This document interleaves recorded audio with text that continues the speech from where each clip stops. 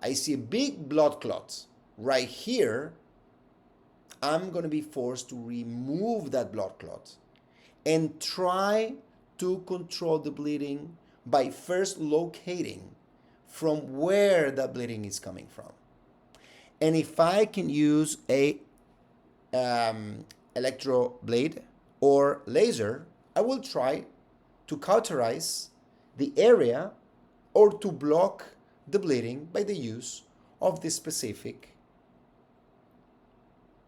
management.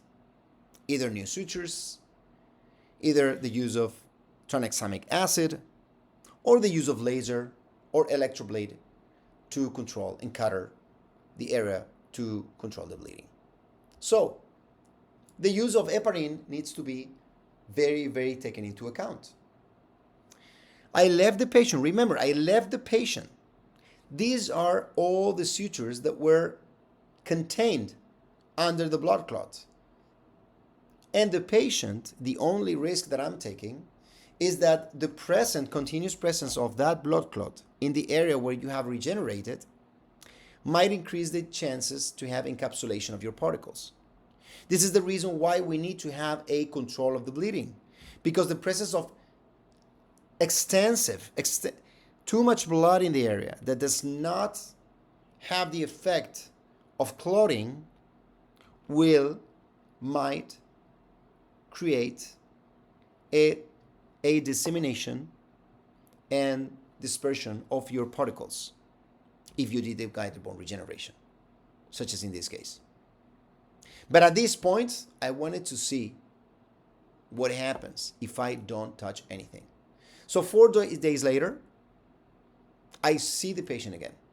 These kind of patients, especially when you're doing extraction, immediate extraction, implant placement, and you're using customized heating abutments, I strongly recommend you to see your patients after 3 days maximum, no matter what. So I saw my patient, I saw some particles in the most buccal aspect. I still have a long jumping distance. I still think that these can reepithelialize. This is what is going to happen. And after 14 days, the gum of the patient is still healing. It's still showing some kind of whiteness here that might be either fibrin or my underlying pericardial membrane. The truth is that the good thing about using resorbable materials is that exposed to oral cavity and under the presence of bacteria, probably they will end up resorbing.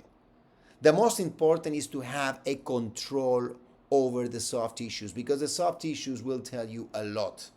Whether there is an infection, whether there is a bug, whether there is a internal serious infection inside that might require some reflecting a new flap and cleaning and removing all the regenerated material that you used to be replaced by a new one,